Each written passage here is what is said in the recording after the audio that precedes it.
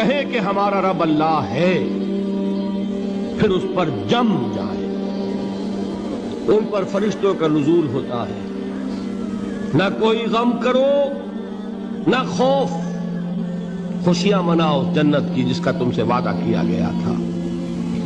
اللہ کی ربوبیت پر اطمینان جب انسان کو ہو جاتا، میرا رب اللہ ہے، ربی اللہ، انسان کے لیے نہ کوئی کھٹکا، نہ کوئی خطرہ، نہ کوئی خوف، نہ کوئی حزن.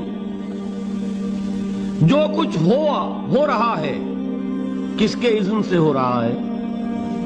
اللہ کے اذن سے. اللہ کے اذن کے بغیر پتا تک نہیں ہلتا. یہ کوئی اندھا بہرا مادہ نہیں ہے جس سے مجھے کوئی خوف ہو. اندھا بھینسا چلا آ رہا ہو اس سے تو ڈرنے کا ہر انسان کو ڈرنا چاہیے، نہ معلوم کس کو ٹکر مار دے. لیکن نہیں، اس کائنات کو چلانے والا ایک سمیع و بصیر خدا ہے. وہ جو میرا دوست ہے، میرا ولی ہے. اللہ ولی الذین آمنوا یخرجہم من الظلمات الی النور.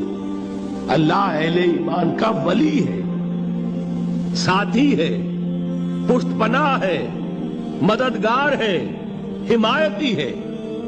بتائیے جسے یقین ہو جائے کہ اللہ میرا مددگار، اللہ میرا محافظ، اللہ میرا پشت پناہ، اللہ میرا حمایتی، اس کے لیے کوئی خوف ہوگا؟ اسے کوئی ڈر ہوگا؟ میں مثال دیا کرتا ہوں ایک بہت سادہ پنجاب کے دیہات کی. وہ بڑا چودھری ہے اور کوئی غریب کسان ہے. اس غریب کسان کے جانوروں کو ہر وقت اندیشہ ہوگا چوری کا. کوئی میری بھینس کھول کر نہ لے جائے، کوئی میرا بیل کھول کر نہ لے جائے. لیکن جس کے بارے میں یہ سب کو معلوم ہو کہ وہ جو بڑا چودھری ہے وہ اس کا دوست ہے، اس کی بچیا کو کوئی خوف ہوگا؟ اس کی بھینس پر کوئی ہاتھ ڈالے گا؟ اسے کوئی اندیشہ ہوگا؟ نہیں. کیوں؟ کہ وہ بڑا چودھری، بڑا اس کا یہاں کا سردار، جاگیردار، سب کو معلوم ہے وہ میرا دوست ہے، کوئی میرے خلاف اقدام نہیں کر سکتا. اس دنیا میں یہ چھوٹی سی بات اگر آپ کے دلی اطمینان اور سکون کا باعث بن سکتی ہے تو ذرا تصور کیجئے. میں لفظ تصور استعمال کروں گا صرف اس لیے کہ اس کا ہم جس کو کہتے ہیں ادراک اور شعور کر نہیں سکتے. اگر کے ساتھ کر سکتے، اگر یقین ہو کہ اللہ میرا مددگار اور یقین ہو کہ اللہ ہر آن میرے ساتھ ہے، پھر کوئی خوف؟ کس کا خوف؟ کوئی شے اللہ سے بالا تر ہے؟ کوئی قوت اس سے زیادہ طاقتور ہے؟ کوئی اس کے ارادے کو بدلنے والا ہے؟ کوئی اس کی مشیت کے آڑے آنے والا ہے؟ یہی بات ہے جو حضور نے فرمائی. یہ ایمان کا حاصل ہے لب لباب. کہ دیکھو اچھی طرح اس بات کو ذہن نشین کر لو، اگر تمام انسان مل کر تمہیں کوئی نقصان پہنچانا چاہے نہیں پہنچا سکتے مگر جو کچھ اللہ نے لکھ دیا ہو. اور تمام انسان مل کر تمہیں کوئی نفع پہنچانا چاہے نہیں پہنچا سکتے مگر وہ شے جو اللہ نے طے کر دی. آپ پھر میں کہوں گا ذرا تاریخ کیجئے، اسے فرض کیجئے، اسے سوچئے. اگر اس حدیث پر ہمارا دل ٹھکا ہوا ہو تو کسی سے ڈر ہوگا؟ یہ مجھے نقصان نہ پہنچا دے، یہ میری رپورٹ خراب نہ کر دے، یہ میری انکریمنٹ نہ رکوا دے، یہ میرا یہ نہ بگاڑ دے، یہ میرے یہ نقصان نہ پہنچا دے. اس کا ڈر، اس کا ڈر، اس کا خوف، اس کی خوشامد، اس کے لیے جا کر طرح طرح سے اپنی عزت نفس کو ذلیل کروانا اس کے سامنے. یہ سب کچھ کیوں کرتا ہے انسان؟